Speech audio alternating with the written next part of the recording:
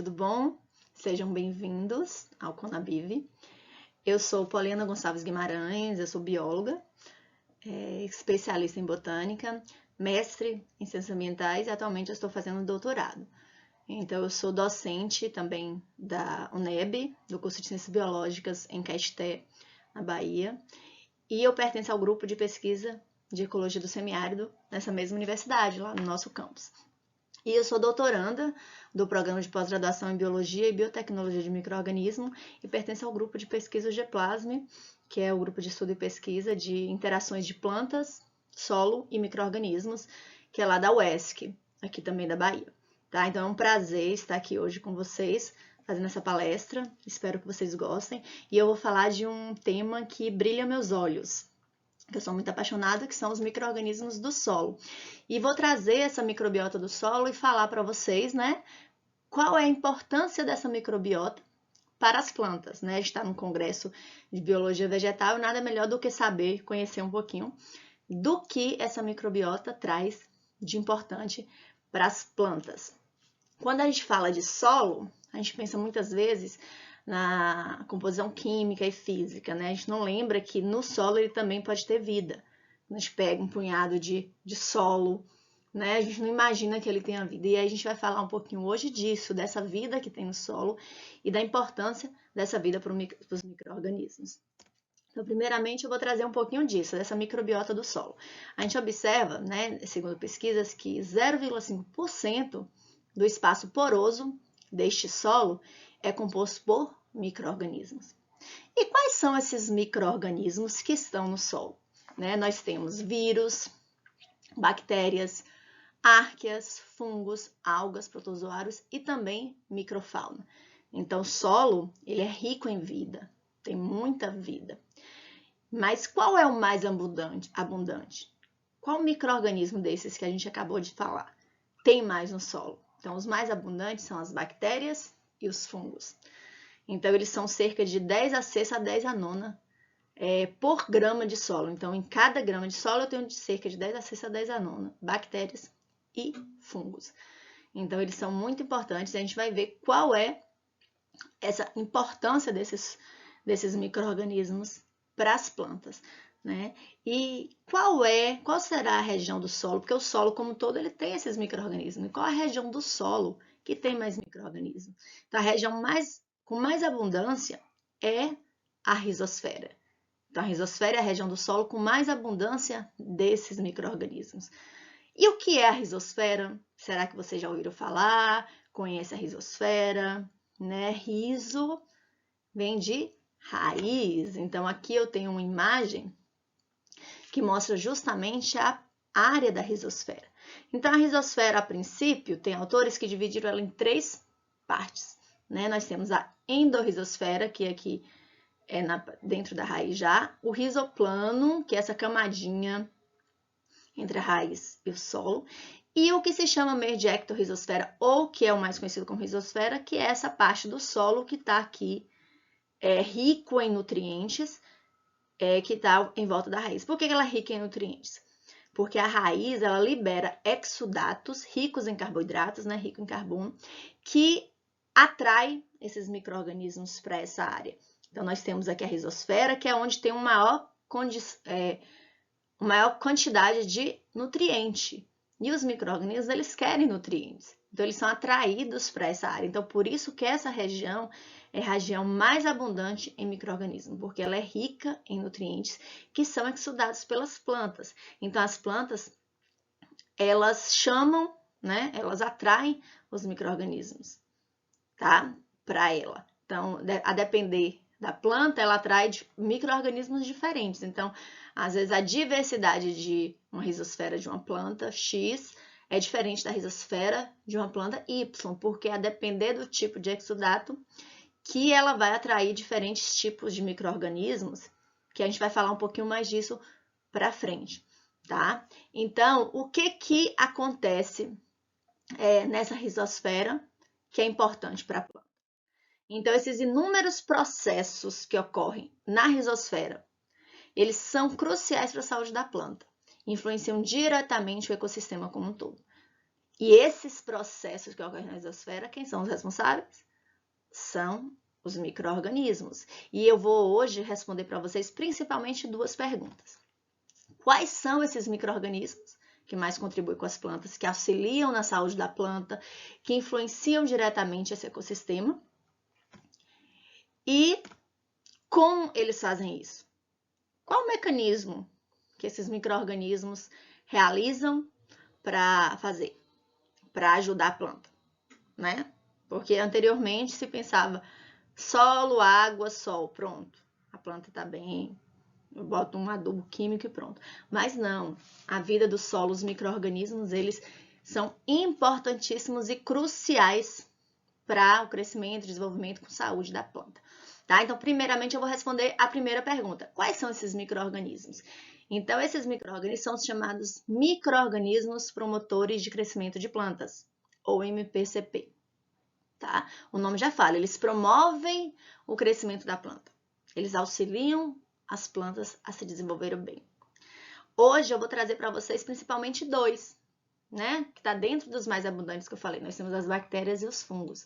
Não vou tratar de todas as bactérias, também não vou tratar de todos os fungos. Mas eu vou tratar aqui, no geral, com essas bactérias, né? Quais são essas bactérias e como elas fazem isso, como elas promovem o crescimento da planta.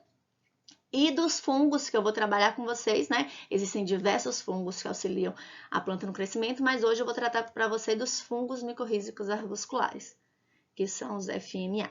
Existem diversos fungos micorrízicos, mas o principal é o micorrízico arbuscular, tá? Que eu vou explicar direitinho para vocês.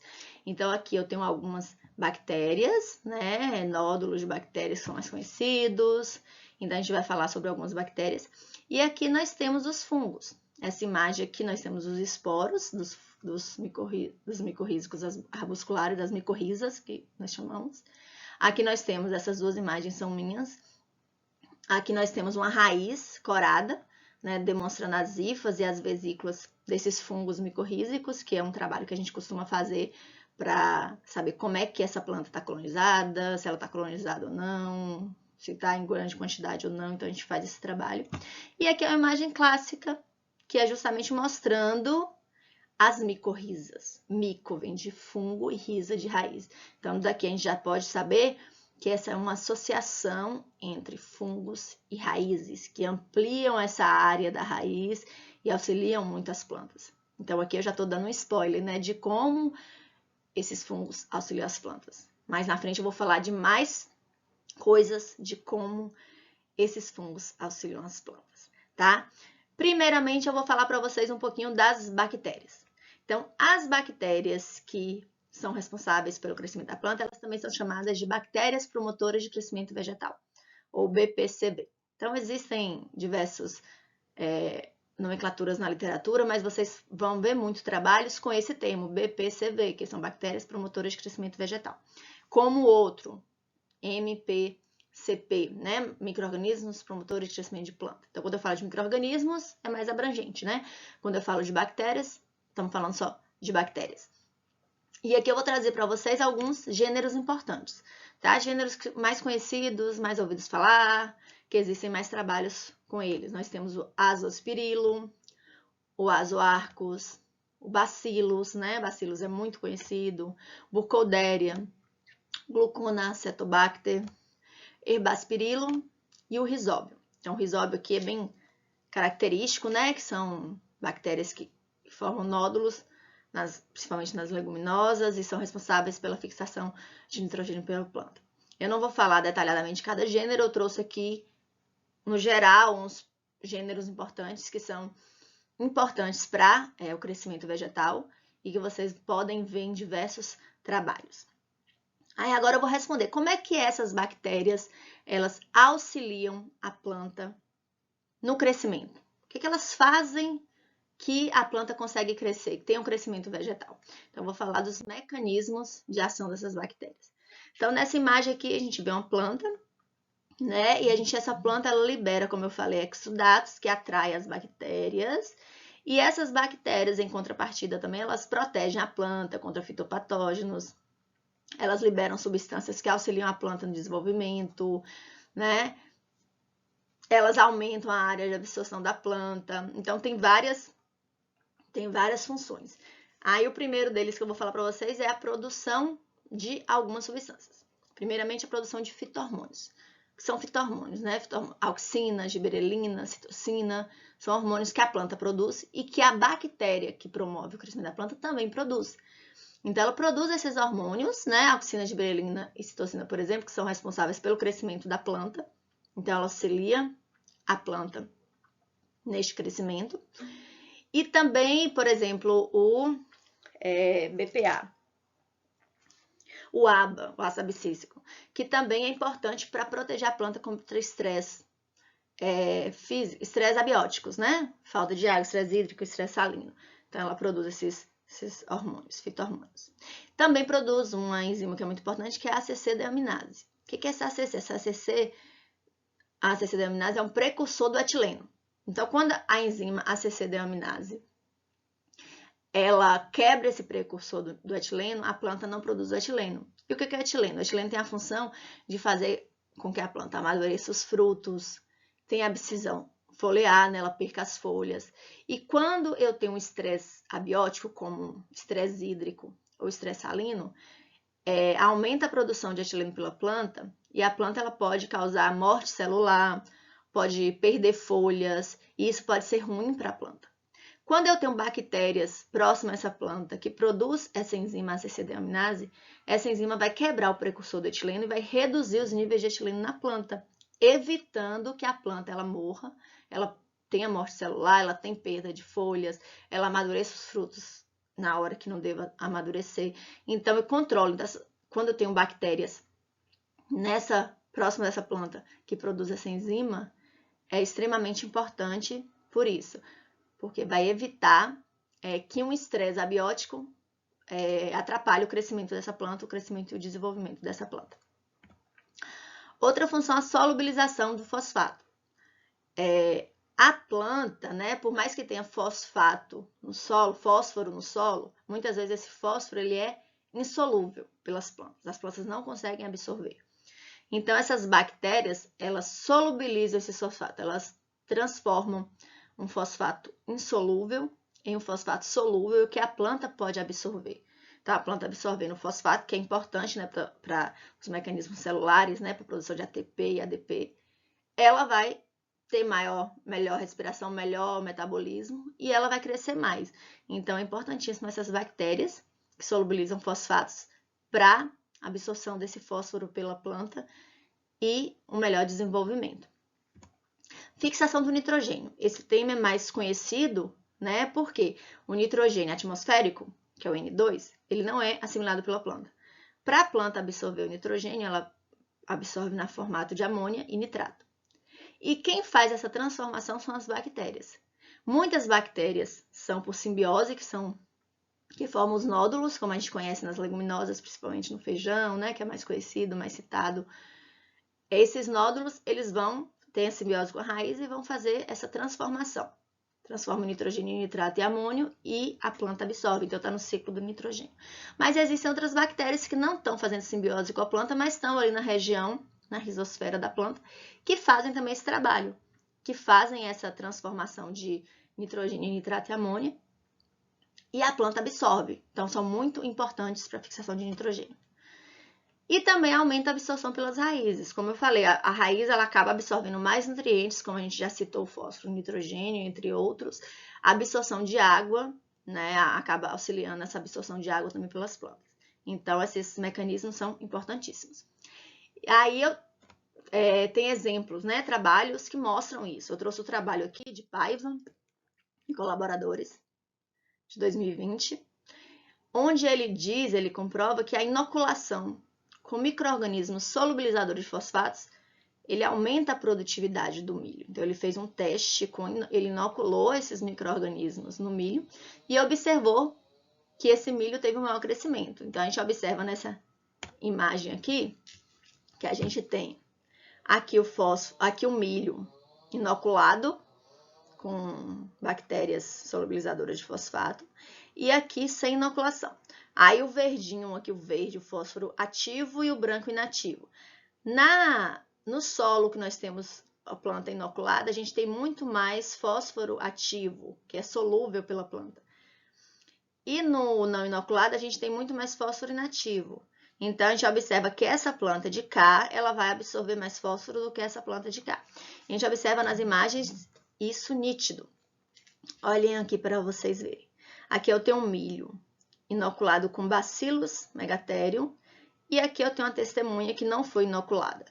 Então, é nítido a parte aérea e a parte da raiz bem maior, tem um crescimento bem maior do que a testemunha.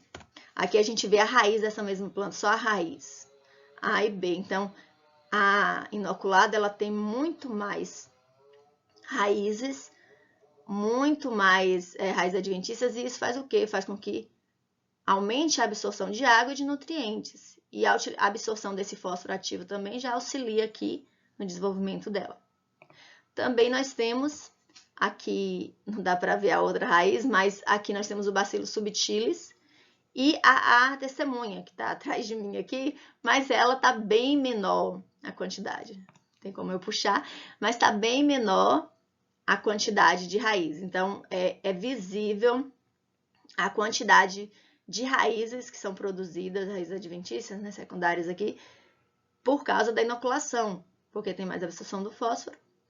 E aí, com isso, faz essa ciclagem. Então, esses micro-organismos, eles desempenham um papel primordial na ciclagem de fósforo no solo e transformam, né, esse fósforo insolúvel em formas solúveis e acessíveis às plantas, que acaba crescendo.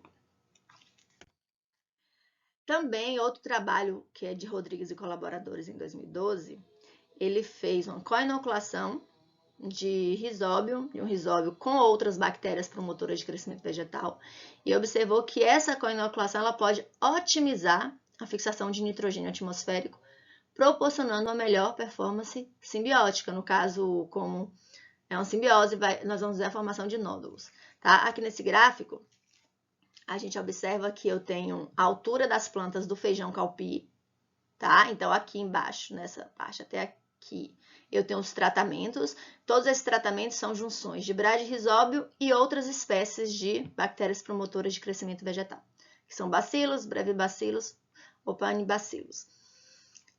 Em todas, comparando a testemunha, nós temos a testemunha aqui, em 15, 25 e 35 dias, a gente pode observar, é nítido, que em todos os tratamentos eles foram superiores à testemunha. Então, a gente observa que essa co-inoculação, ela otimizou sim a fixação de nitrogênio e auxiliou no crescimento da planta. A gente observa também nessa imagem do mesmo trabalho, eu vou mostrar para vocês a imagem aqui, que a co-inoculação do bradyrhizóbio com estípes de bacilos, então aqui agora já é o risóbio com bacilo, resultou no aumento de nodulação. Então, como eu falei, a simbiose é a formação de nódulos. Tem nódulos na raiz, esses nódulos têm a bactéria em associação com a raiz e vai transformar o nitrogênio em amônio nitrato para a planta absorver. Então, a gente observa que a testemunha, olha, a gente quase não vê nódulos. E já nos tratamentos, a gente observa um aumento, né, na nodulação. Então, foi muito importante essa co-inoculação e comprova, mais uma vez, que essas bactérias elas auxiliam no crescimento celular. Além desses mecanismos diretos, nós temos também mecanismos indiretos, né? Mecanismos de ação das bactérias. Quais são esses mecanismos? Nós temos o controle biológico, então, além de produzir substâncias, fitohormônios, enzimas, né? Absorver nitrogênio, solubilizar fosfato, as bactérias, elas também controlam doenças, como ela produz sideróforos, que ajuda na absorção de fósforo do solo, produz antibióticos, que vai acabar matando bactérias causadoras de doenças nas plantas, né? São fitopatógenos. Quitinases e glucanases, que são enzimas que atuam na parede celular de fungos, então tem fungos fitopatogênicos, existem muitos fungos fitopatogênicos no solo, então a produção dessas enzimas por essas bactérias vai acabar diminuindo a formação de doenças por fungos e também por insetos, né, que tem a quitina no exoesqueleto dos insetos. Parasitismo, né, produz substâncias que acabam impedindo o parasitismo de alguma planta. Indução de resistência, essas bactérias produzem substâncias que faz com que as plantas elas produzam metabólitos secundários e já tem essa resistência ali contra fitopatógenos, e a proteção cruzada, que também é uma resistência sistêmica, que a bactéria produz substâncias que acaba protegendo ela de inúmeras outras bactérias de espécies diferentes. Aqui eu trouxe algumas espécies de bactérias que já tem na literatura que é utilizada contra alguns patógenos, né, como controle biológico.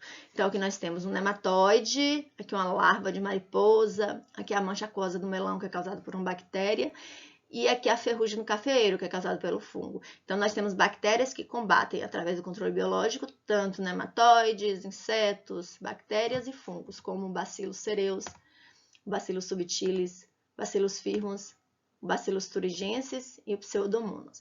Todos esses já se tem trabalhos.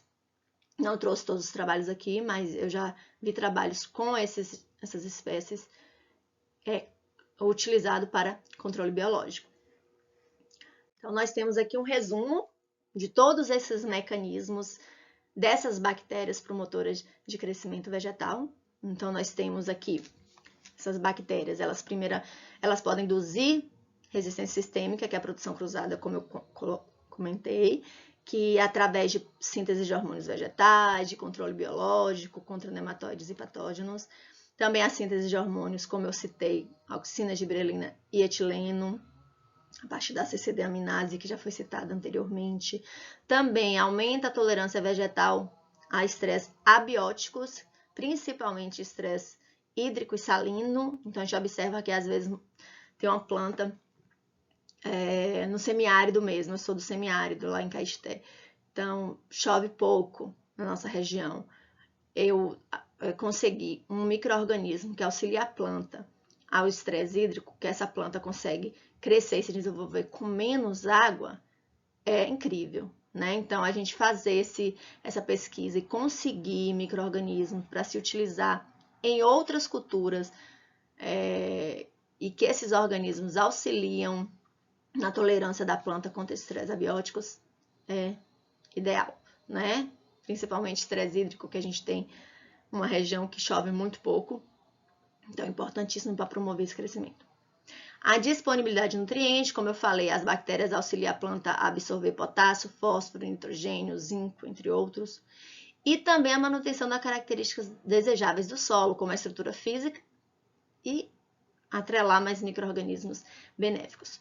Todos esses mecanismos aqui das bactérias, elas auxiliam na promoção do crescimento vegetal. Então, por isso que nós chamamos de bactérias promotoras de crescimento vegetal, tá? Então, é importantíssimo a gente buscar, encontrar, conhecer, estudar, prospectar novas bactérias, buscando essa promoção desse crescimento. Então, além das bactérias, como eu falei para vocês hoje, eu vou falar também dos fungos, né? Os fungos micorrízicos arbusculares. Então, esses fungos, como a gente sabe, é pertencente ao reino Fungi, ao filo Glomeromicota, e eles fazem uma simbiose mutualística, que é a micorriza arbuscular.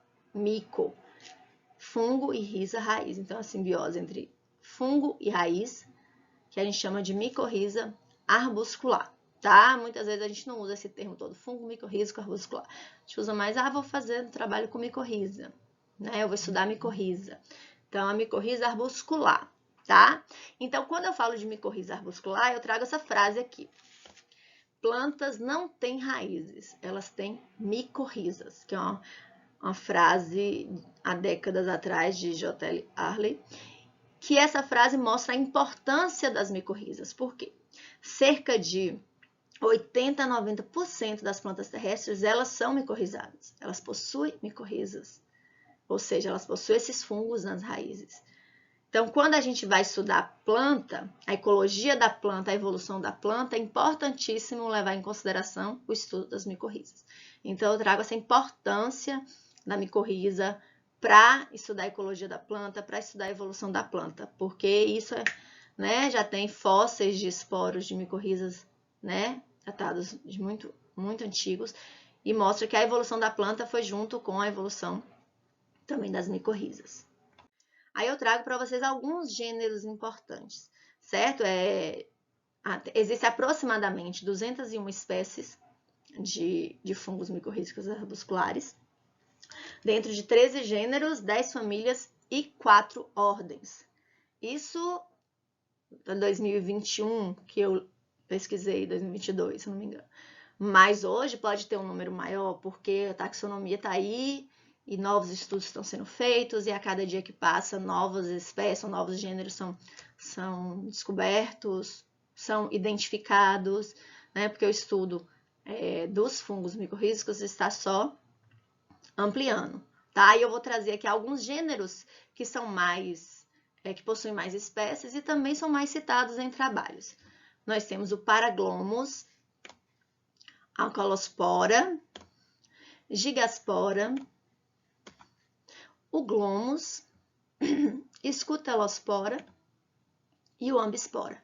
Essas imagens ao lado deles são geralmente dos esporos, porque principalmente além da biologia molecular, a gente utiliza os esporos, a ornamentação do esporo, como é a morfologia do esporo, para a identificação dos gêneros. Então, essas imagens auxiliam muito os desenhos, os pesquisadores, para a gente conseguir identificar esses micro-organismos, essas micorrizas. Tá? E como é que essas micorrizas, como esses fungos micorrízicos arbusculares, eles ajudam a planta? Né? Eu falei de como as bactérias ajudam as plantas. E como é que os fungos, eles ajudam a planta no desenvolvimento dela?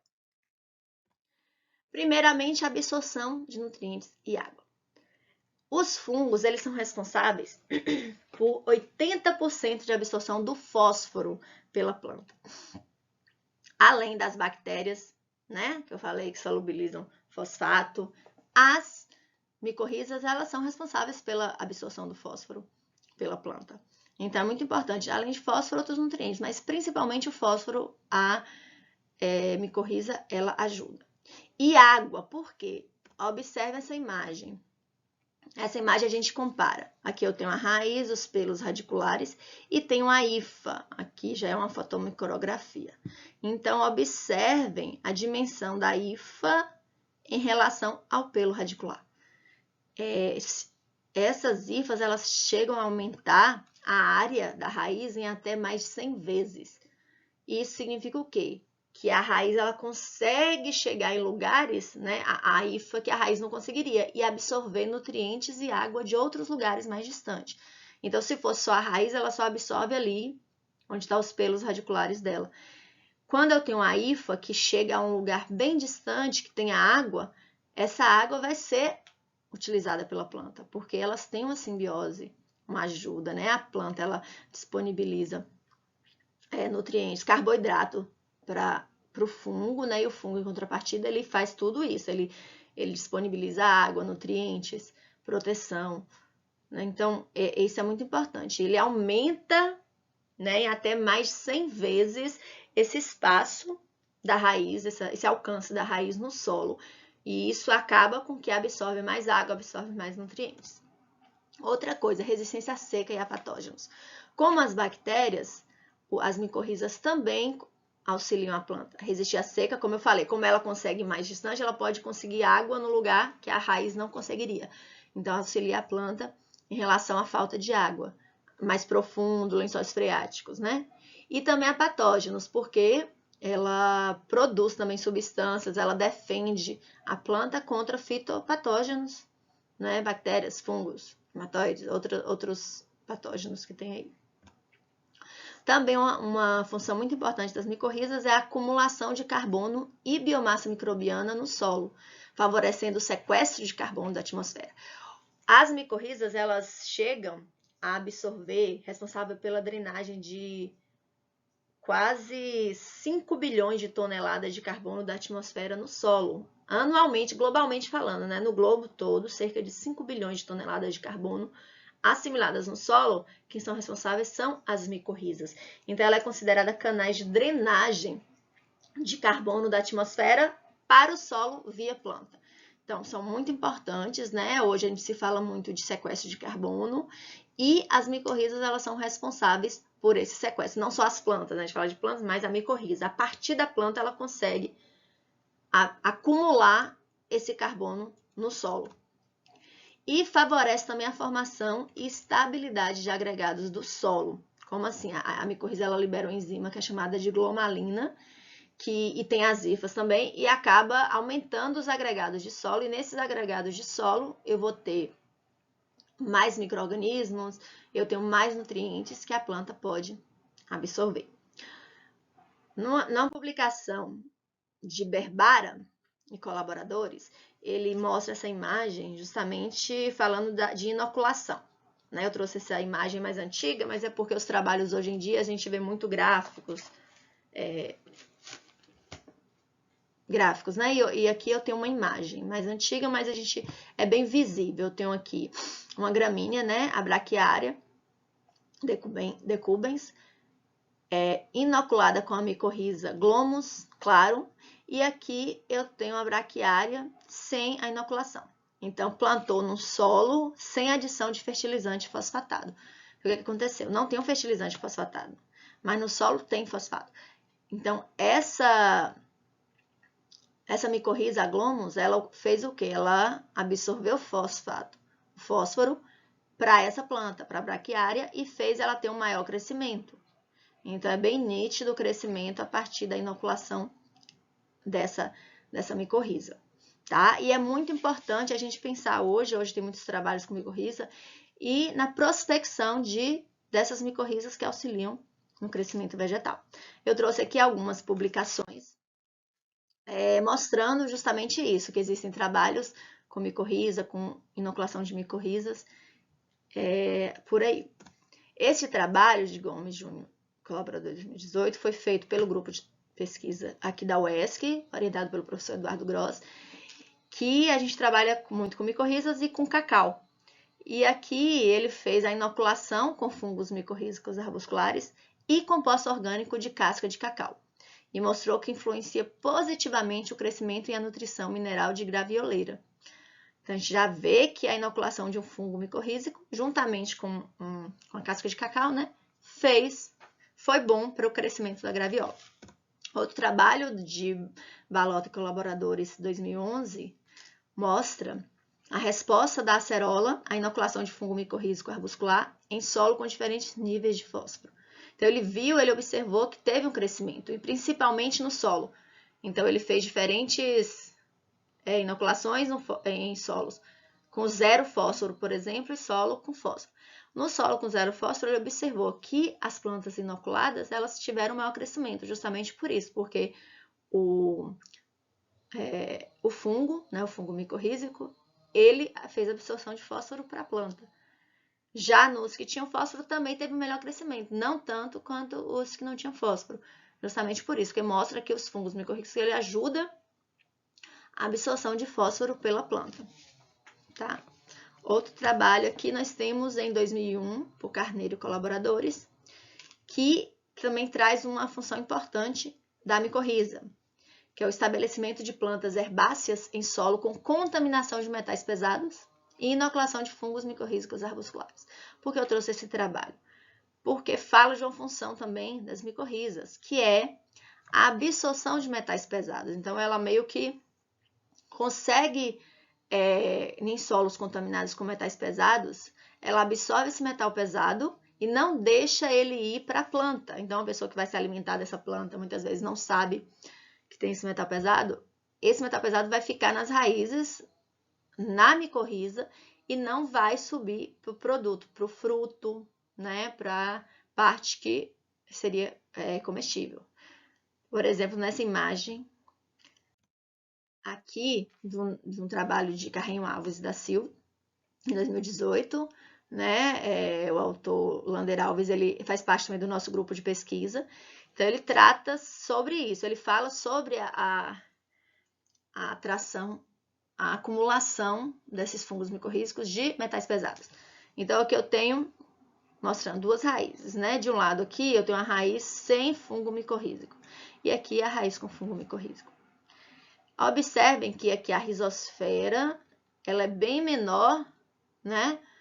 onde não tem fungo do que a rizosfera onde tem fungo micorrízico. Por quê? O fungo micorrízico ele aumenta essa área onde se tem mais micro-organismos, onde se tem mais exudatos, justamente por causa das suas hifas, vesículas, esporos, tá?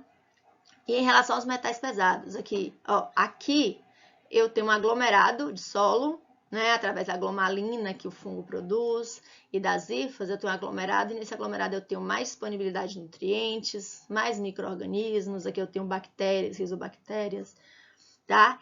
E tenho os metais, nessa imagem a gente dá para ver o metal, mas nessa aqui a gente vê direitinho. Então, o que acontece com os metais pesados? Eu tenho uma célula vegetal e aqui eu tenho o solo com os metais.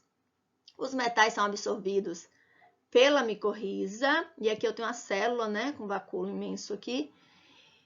E os metais, observem que aqui, ó, eles ficam num espaço que é chamado de espaço periarbuscular. Ele não fica nem dentro da hifa e nem dentro da célula da planta. Ele fica no espaço entre a hifa e a célula, que é esse aqui.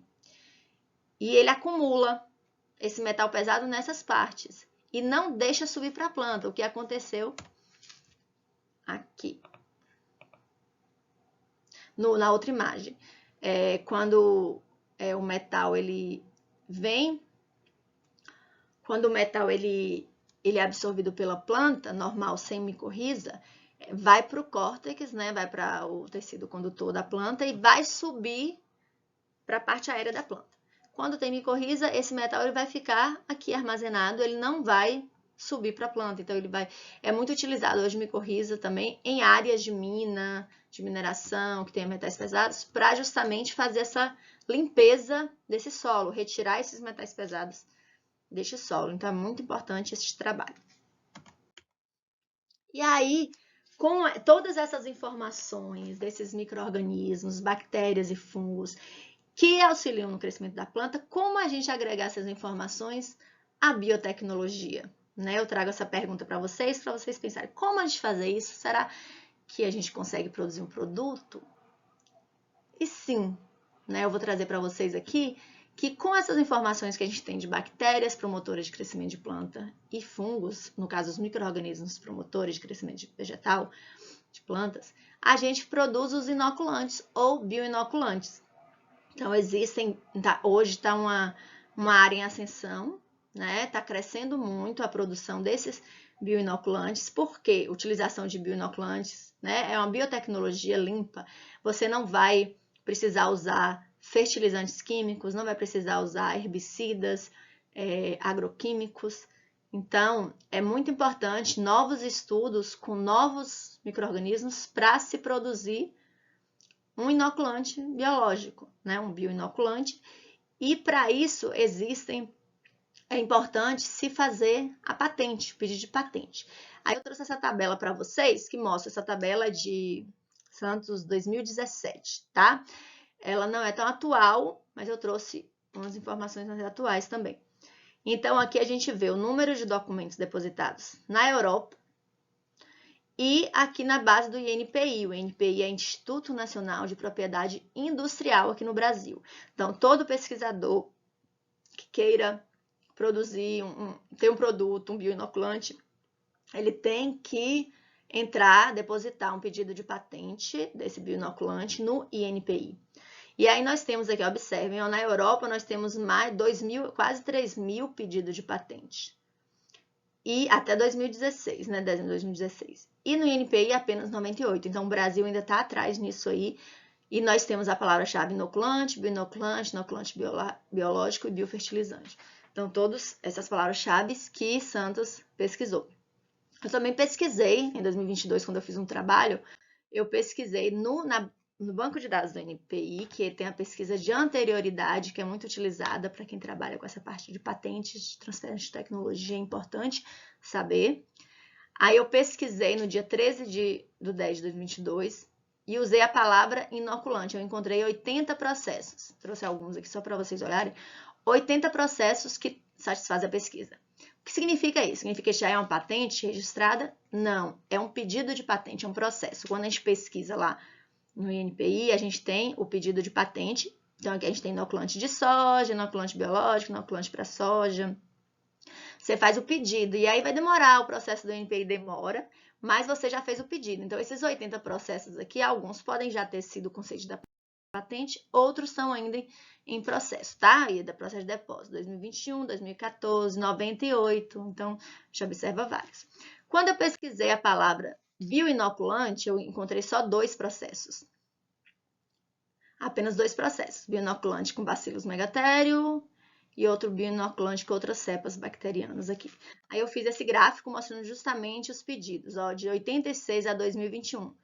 O ano que teve mais pedidos foi em 2016, com 7 pedidos de inoculante e 1 de bioinoculante, e o outro de bioinoculante foi em 2002.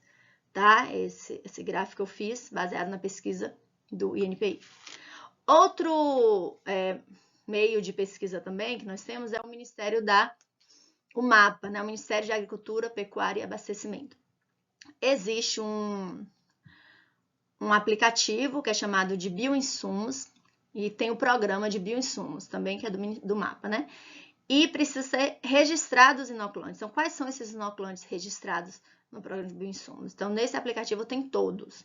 São 509, né, até 2022, que foi quando eu pesquisei, 509 produtos registrados. E de diversas culturas. A gente observa que a maior cultura que tem a soja, que são 272 produtos registrados. Seguido aqui do feijão, com 69, o amendoim, ou o milho com 58, aí vem o amendoim, e entre outras, feijão calpi. Então, a gente tem aqui as culturas e o número de produtos. Alguns produtos apenas com um produto, e outras culturas também sem nenhum, né? Então, tá chegando aí, ó, de você pensar em produzir um produto de alguma cultura que não tenha nenhum produto registrado. E quais são esses tipos de fertilizante? Nós temos BFNS, que é a bactérias fixadoras de nitrogênio no solo, né? Por simbiose, que é o mais conhecido, e as MPCP, que são os micro-organismos promotores de crescimento de planta, que é o que eu falei, que pode ser bactérias, fungos, tá? Fungos arbusculares, outros tipos de fungos. E tem as bactérias azotróficas, tá bom? Então, tem vários tipos de fertilizantes e todos eles têm que estar registrados no MAPA. Né? Todo esse processo, quem tem interesse, é importante buscar o INPI também para tirar mais dúvidas, tá? Eu trouxe algumas imagens de alguns inoculantes, por exemplo, o risospirilo do milho, o risocópio, o biomax para soja e a cana-de-açúcar, o silomax. Aqui são algumas imagens que você pesquisando no Google, por exemplo, você vai encontrar alguns inoculantes no mercado. Mas como eu falei, existem mais de 500 produtos registrados no mapa, tá? Aí eu termino essa apresentação aqui deixando uma pergunta para vocês. Que tal prospectar alguns micro-organismos promotores de crescimento de planta? Então, o que é prospectar? É encontrar, é descobrir. Você que é pesquisador, você que é estudante, que gosta dessa área de microbiologia, quem sabe em algumas de suas pesquisas você não consegue encontrar um micro-organismo que ele é muito bom para uma cultura, ele ajuda essa cultura a combater patógenos, a combater estresse hídrico, e você testar esse micro-organismo em outra cultura de interesse comercial. Né? Então, é isso que a ciência tem feito, que os cientistas têm feito para produzir esses bioinsumos que estão aí registrados, esses bioinoculantes ou bioinsumos também. Tá? Então, assim, eu deixo essa pergunta no ar, espero que vocês brilhem o olho, consigam pensar em buscar esses micro-organismos que ajudam a planta de uma maneira limpa, para diminuir a utilização desses fertilizantes químicos, tá? Então, fica aí essa pergunta para você que está assistindo aí pensar, tá? Para quem quer se aprofundar melhor, saber quais são as referências que eu utilizei, aqui estão as minhas referências que eu utilizei durante a apresentação. Aqui são as fontes das imagens também, né, que eu utilizei durante a apresentação. Algumas imagens são fotos minhas, então é tranquilo. E obrigada, queria agradecer muito a organização do Conabiv pelo convite, muito obrigada, é um prazer estar aqui com vocês. Eu desejo um ótimo evento a todos Agradeço também o grupo de pesquisa, tanto da UNEB, a qual eu faço parte, como a da UESC. Agradeço aos meus colegas por toda a ajuda durante a minha pesquisa, que ainda está em andamento. E deixo aqui meu e-mail, se vocês quiserem entrar em contato para qualquer dúvida, e meu Instagram, tá? Um abraço, fiquem com Deus e tenham um bom evento. Tchau, tchau.